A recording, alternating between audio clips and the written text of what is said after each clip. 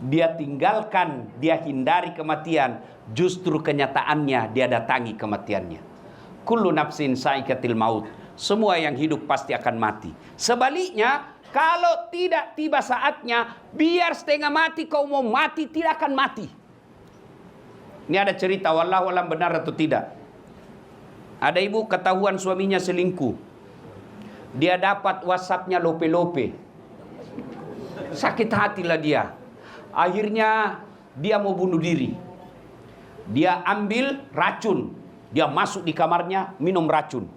Karena buru-buru takut didapat anaknya, dia buru-buru minum racun, akhirnya lebih banyak masuk di hidungnya daripada mulutnya. Muntah-muntah, tidak jadi mati. 1 bulan kemudian, ketahuan lagi suaminya selingkuh. Dia mau bunuh diri. Lihat racun, bulan lalu gagal. Dia ambil pisau, Bu. Dia iris urat nadinya. Rencana bunuh diri, dia iris urat nadinya. Dia lupa ternyata pisau yang dipakai pisau tumpul. Tidak jadi lagi mati. 1 bulan kemudian bertengkar lagi sama suaminya. Dia mau bunuh diri. Dilihat racun gagal. Dia lihat pisau gagal. Akhirnya dia lari ke belakang rumahnya, lompat masuk ke dalam sumur. Ternyata dia lupa waktu itu musim kemarau. Ternyata air dalam sumur tidak cukup. Tidak jadi lagi. Saudaraku, ajal bila tiba tidak bisa dimajukan, tidak bisa diundur. Kullu nafsin sa'iqatil maut. Semua yang hidup pasti akan mati. Tungke maki nyawai pasti mati, kata orang Bugis. Al mautu babun. Mati adalah pintu yang setiap kita melewatinya. Nah, sekarang ibu bapak pernah ngantar jenazah? Pernah ngantar jenazah? Wan pernah sering. Itu kata Nabi, kalau kalian meninggal, 3 tuh yang ngantar kamu. 2 yang kembali, 1 yang tinggal menemanimu masuk kubur. Apa gerangan yang mengantar kita ke liang kubur? 1, keluarga. Handai taulan, sanak saudara, kenalan, tim sukses.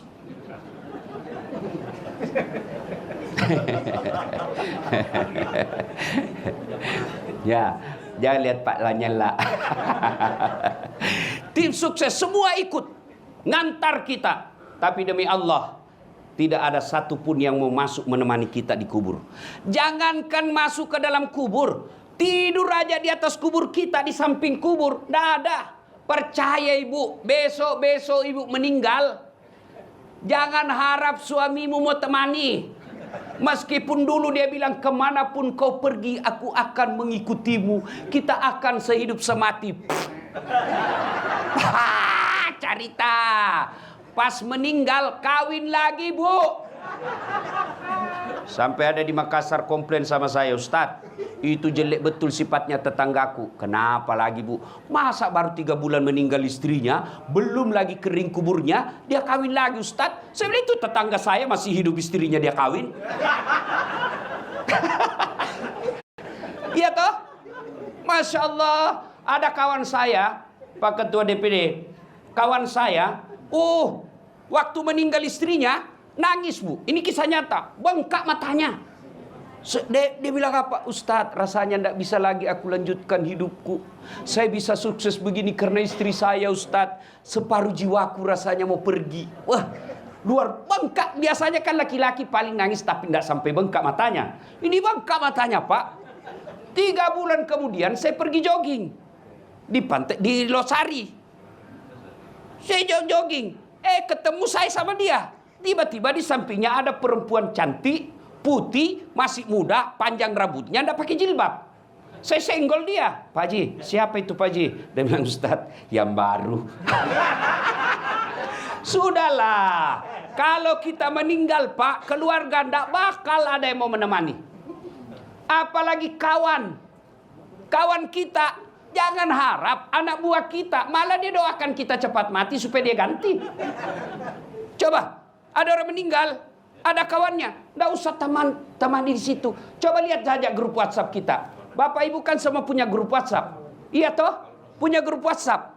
Coba kalau ada yang meninggal, jangankan ketik doa, nulis doa, baca doa, enggak. Apa dia kirim? Stiker. Iya toh? Apa dia kirim? Innalillahi wa inna. Enggak, dia ketik itu doa, stiker, Pak. Begitu, sudah itu dia blokir kita punya nomor. Dia hapus. Takut malam-malam ada WhatsApp nomor dengan kita. Ayo. Teman, handai tolan, keluarga, tidak akan ada yang masuk menemani kita. Yang kedua, kata Nabi, harta. Almarhumah, almarhum suami istri, waktu meninggal seluruh harta keluar. Mobil, motor keluar ngantar. Tapi demi Allah, hanya satu yang menemaninya masuk ke dalamnya. Apa itu? Kain kafan. Mulai dari yang paling kaya sampai yang paling miskin, kainnya sama, kain kafan. Tidak mentang-mentang dia kaya dikasih kain sutra, tidak. Coba lihat kain kafan, ada kantongnya? Ada kantongnya? Enggak mentang-mentang kaya, kasih masuk di dalamnya iPhone 15. Enggak. Kaos kaki aja enggak boleh kita pakai kalau orang Islam. Apa yang kita bawa? Harta. Kain kafan. Ibu-ibu ini orang-orang kaya semua. Ibu sekarang pakai parfum merek-merek internasional. Bulgari, Angelman, Hermes. Begitu ibu meninggal, apa parfumnya? Kapur barus. Iya. Hilang semua itu. Harta ini ibu-ibu nih, yang cantik-cantik. Yang mukanya sudah di bleaching, di apa semua.